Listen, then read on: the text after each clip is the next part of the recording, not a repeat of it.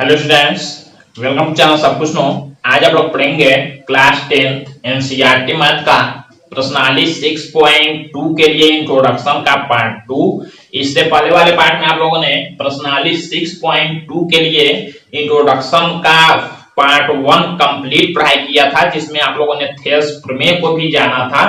तो अगर आप लोग चैनल पर नए हैं, चैनल को सब्सक्राइब करिए, वीडियो को लाइक करिए और ज्यादा से ज्यादा शेयर करिए ताकि सभी लोग आसानी से ऑनलाइन पढ़ाई कर सकें।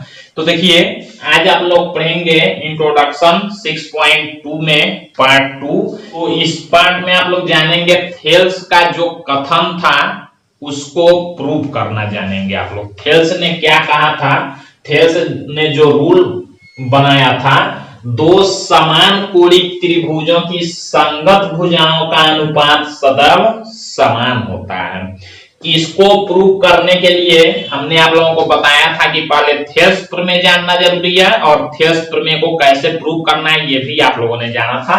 अब उसी थेल्स प्रमेय की सहायता से हम लोग ये प्रूव करते हैं जो थेल्स का रूल है, जो थेल्स का नियम है, दो समान कोणिक त्रिभुजों की संगत भुजाओं का अनुपात सदैव समान होता है। इसके लिए हम लोग फिगर बनाते हैं।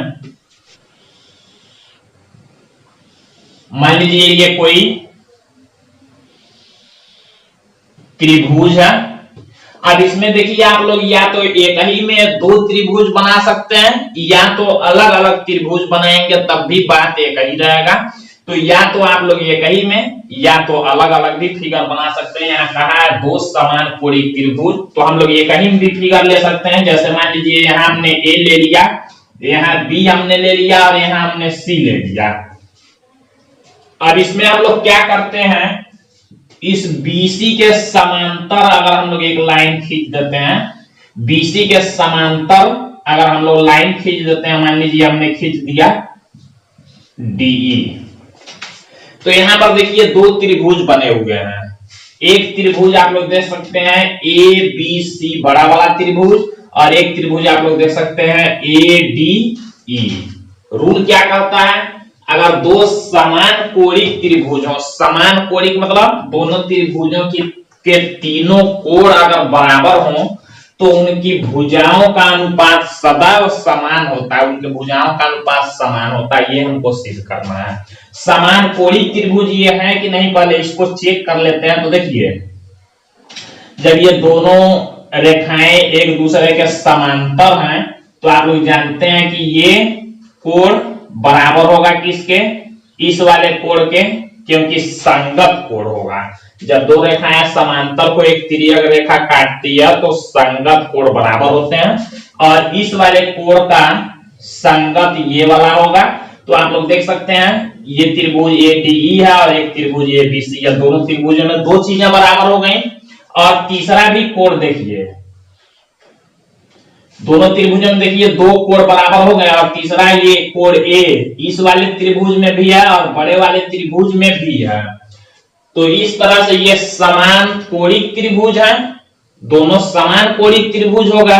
और रूल क्या है कि अगर दो समान कोणिक त्रिभुज होंगे तो उनकी भुजाओं का अनुपात सदैव समान होता है। हम लोग लिखेंगे कैसे, देखिए सबसे पहले लिखते हैं ज्ञात है, सबसे पहले लिखेंगे ज्ञात है में क्या लिखेंगे, दो समान कोणिक त्रिभुज लिखेंगे, दो समान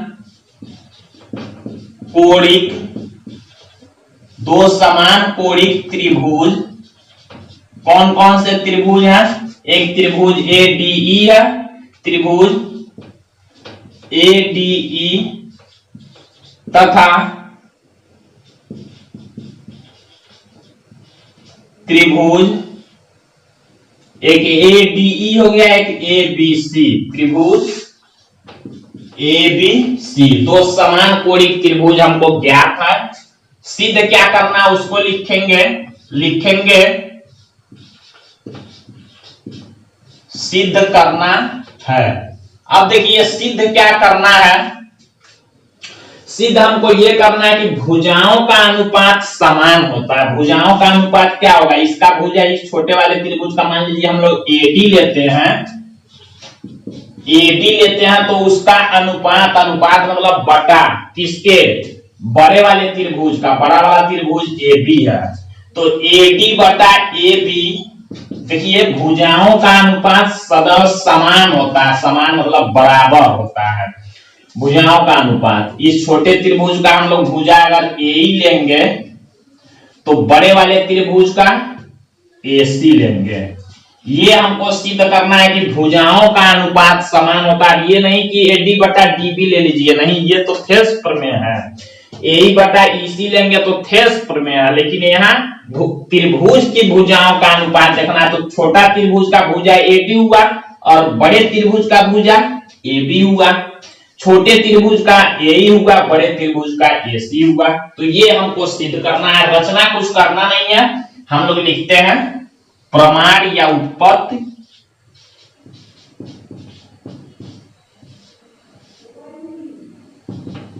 अब देखिए, अब हम लोग क्या करते हैं, इसको प्रूव करना है। प्रूव करने के लिए देखिए क्या करते हैं, हम लोगों ने इससे पहले थेल्स प्रमेय पढ़ लिया है तो हम लोग यहाँ पर अब थेल्स प्रमेय पढ़ चुके हैं तो इसमें थेल्स प्रमेय लागू कर सकते हैं। हम लोग लिखेंगे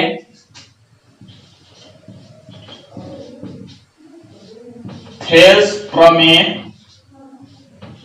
द्वारा, थेल्स प्रमेय द्वारा हम लोग क्या लिख सकते हैं, हम लोग लिख सकते हैं एडी बटा डीबी। हम लोग लिख सकते हैं एडी बटा डीबी बराबर होगा किसके, ए बटा ईसी के, ए बटा ईसी के। ये हम लोग थेल्स प्रमेय से लिख चुके हैं, हमको सिद्ध ये करना है। अब देखिए, अब हम लोग इसमें इसको सिद्ध कैसे करेंगे, इसके बराबर ये ध्यान देना है। हम लोग अब क्या करेंगे, यहां से इसको कर देंगे उल्टा। उल्टा करने का मतलब हर को अंश बनाएंगे, अंश को हर बनाएंगे, यानी कि हम लोग इसका करेंगे व्युत्क्रम। एक बात आप लोग याद रखेंगे, जिसको जैसे देखिए सिद्ध करने में हमको एडी और एडी और एई चाहिए, तो जो हमको चाहिए उसको हम लोग हमेशा रखते हैं नीचे और जो बदलना होता है उसको हम लोग रखते हैं ऊपर। तो इसके लिए हम लोग करेंगे इसका व्युत्क्रम। हम लोग क्या करेंगे, इसका व्युत्क्रम लिखेंगे।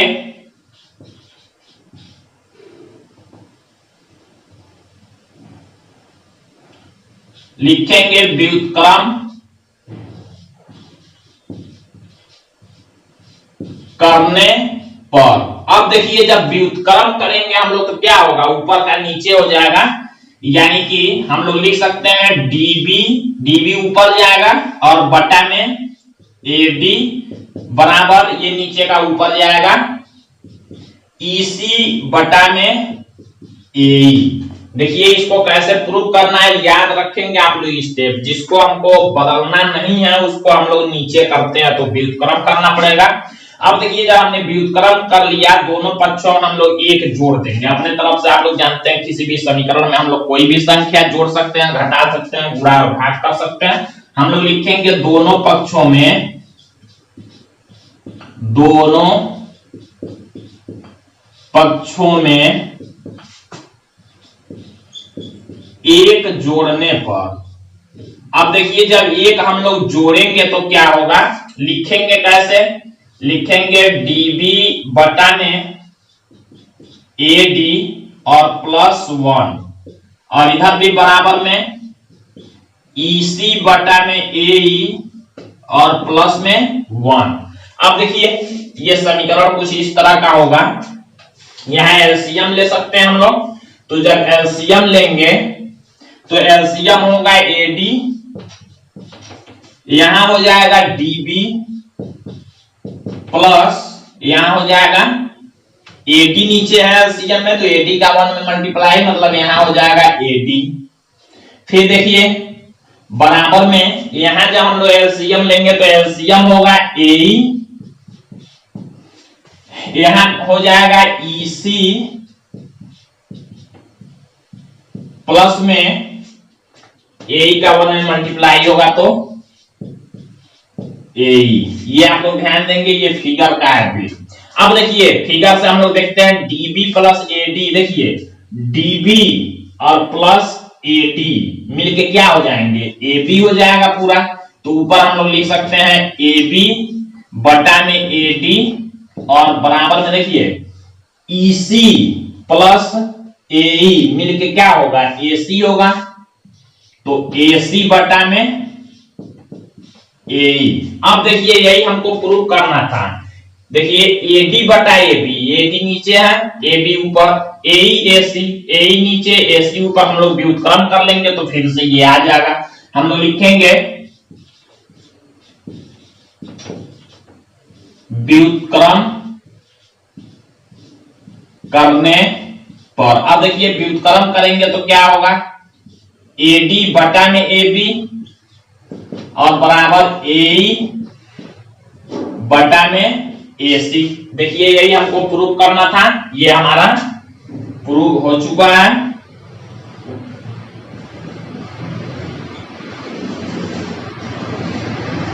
तो इस तरह से देखिए थेल्स प्रमेय के द्वारा थेल्स ने इस रूल को प्रूव कर दिया और इससे त्रिभुजों के समरूपता में काफी ज्यादा फायदा हुआ। अब हम लोग क्या करेंगे, इस एक्सरसाइज में प्रमेय 6.2 को देखेंगे जो कि थेल्स प्रमेय का विलोम होता है। तो इसको आप लोग नोट करेंगे। तो देखिए यहाँ प्रमेय 6.2 दिया गया है, यदि एक रेखा किसी त्रिभुज की दो भुजाओं को एक ही अनुपात में विभाजित करे तो वह तीसरी भुजा के समांतर होती है।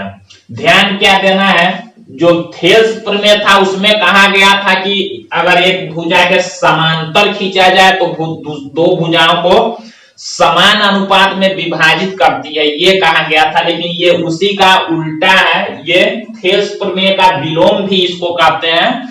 तो थेल्स प्रमेय का विलोम देखिए क्या है, कह रहा है कि यदि किसी त्रिभुज की दो भुजाओं को एक ही अनुपात में विभाजित करें, इसमें विभाजित वाला दे दिया है तो बताना है समांतर होगा। फिगर से समझते हैं। मान लीजिए ये कोई एक त्रिभुज दे दिया गया है ए बी सी और इसमें कह रहा है कि यदि, देखिए कह रहा है यदि एक रेखा किसी त्रिभुज की दो भुजाओं को एक ही अनुपात में विभाजित करे। कोई एक रेखा है अगर ऐसे मान लीजिए डीई हो गया, इन भुजाओं को अगर एक ही अनुपात में विभाजित करता है तो सिद्ध करना है कि ये बीसी के समांतर होगा डीई। ये थेल्स प्रमेय का विलोम हम लोग पहले लिखेंगे, ज्ञात है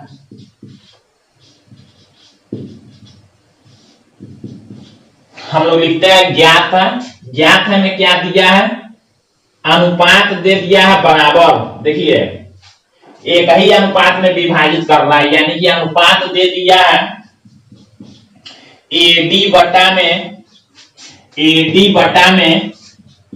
डीबी बराबर दे दिया है एई बटा में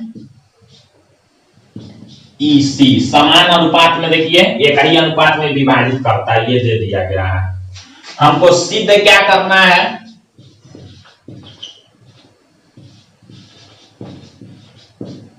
सिद्ध करना है, सिद्ध करना है बीसी और डीई समांतर होंगे। तो हम लिखेंगे सिद्ध करना है बीसी समांतर होगा किसके, डीई के। ये हमको सिद्ध करना है। अब हम लोग इसमें क्या करेंगे, एक रचना करेंगे। हम लोग लिखेंगे रचना। अब देखिए क्या करेंगे, हमको सिद्ध करना है बीसी के समांतर डीई को। अभी बीसी के समांतर डीई नहीं है, अभी हमको सिद्ध करना है। तो जब अभी समांतर हम लोग नहीं मान सकते हैं इसको, क्योंकि सिद्ध करना, तो हम लोग मान लीजिए एक समांतर, इस बीसी के एक समांतर एक रेखा खींचते हैं, थोड़ा ऐसे खींच लेंगे किनारे की तरफ। देखिए मान लीजिए हमने खींच लिया डीपी। अब डीपी हमने जो खींचा है इसको हमने क्या माना है कि बीसी के समांतर। हम लोग रचना में क्या लिखेंगे, पहले लिख लेंगे माना डीई बीसी के समांतर नहीं है, इसलिए हम लोग लिखेंगे माना डीई बीसी के समांतर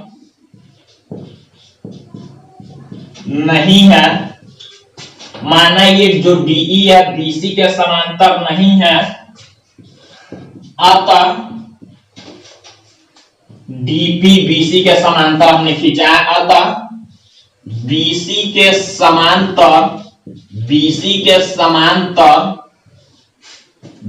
समांतर हमने क्या खींचा है, डीपी खींचा। ये हम लोगों ने कर लिया है, बीसी के समांतर हमने डीपी खींच लिया है। अब हम लोग क्या करेंगे, यहां लिखेंगे उपपत्ति या प्रमाण। अब देखिए क्वेश्चन में क्या दिया गया है, एडी बटा डीबी बराबर एई बटा ईसी, ये क्वेश्चन में दे दिया गया। हम लोग लिखेंगे चूंकि एडी बटा डीबी बराबर एई बटा ईसी, ये ज्ञात है, यहां लिख भी लेंगे ज्ञात है। इसको हम लोग बना लेते हैं समीकरण फर्स्ट। इसको हम लोगों ने क्या कर लिया, समीकरण फर्स्ट बना लिया जो दिया गया है। तथा अब देखिए जब हमने डीपी समांतर खींचा है इस बीसी के, तो आप लोग जानते हैं हम लोग लगा सकते हैं थेस प्रमेय। थेस प्रमेय क्या होता है, जब रेखा दोनों समांतर होंगे तो एडी बटा डीबी हम लोग लिखेंगे चूंकि डीपी समांतर है बीसी के, चूंकि डीपी समांतर है देखिए बीसी के, इसलिए हम लोग लिख सकते हैं एडी बटा डीबी, इसलिए हम लोग लिख सकते हैं एडी बटा में डीबी बराबर होगा किसके, जब ये समांतर है तो थेस प्रमेय क्या होगा, एपी बटा पीसी, एपी बटा पीसी। यहां लिख लेंगे कारण थेस प्रमेय से, थेस प्रमेय से, और इसको हम लोग बना लेते हैं समीकरण 2। अब देखिए समीकरण 1 और 2 से आप लोग क्या देखेंगे, एडी बटा डीबी दोनों समीकरणों का जब बायां पक्ष बराबर है तो हम लोग दायां भी बराबर कर सकते हैं। हम लोग लिखेंगे समीकरण 1 व 2 से। अब समीकरण 1 व 2 से हम लोग क्या कर सकते हैं, दायां पक्ष बराबर कर सकते हैं। हम लोग लिखेंगे ए बटा ईसी बराबर एपी बटा पीसी, एपी बटा पीसी। अब ध्यान दीजिएगा फिगर में ए बटा ईसी, देखिए ए बटा ईसी बराबर हो रहा है किसके, एपी बटा पीसी के। जब दोनों ये बराबर हो रहे हैं, जब ए बटा ईसी और बराबर भी हो रहा है एपी बटा पीसी के, इसका मतलब क्या होगा,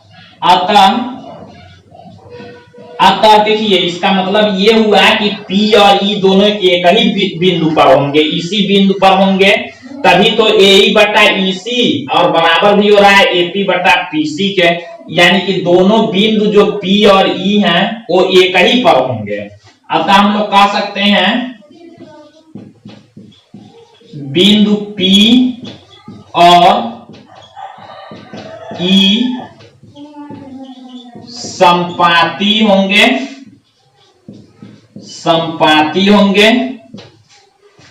पी और ई संपाती होने का मतलब एक ही बिंदु पर होंगे, और जब एक ही बिंदु पर होंगे तो ये जब डीपी समांतर है इस बीसी के, देखिए डीपी हमने समांतर खींचा था जब बीसी के, तो डीई जब ई और पी एक ही पर होंगे तो डीई भी समांतर होगा बीसी के। अतः बिंदु पी और ई संपाती होंगे, इसलिए डीई भी समांतर होगा बीसी के। हमने यहां माना था डीई बीसी के समांतर नहीं है, लेकिन अब देखिए हमने प्रूव कर लिया क्या, इसलिए ये सिद्ध करना है बीसी समांतर होगा डीई के या डीई समांतर होगा किसके, बीसी के। ये हमको प्रूव करना था, तो इस तरह से प्रूव हम लोग कर लेंगे। अब हम लोग अगले पार्ट में इस एक्सरसाइज 6.2 के क्वेश्चन को सॉल्व करना देखेंगे। तो आज के लिए बस इतना ही।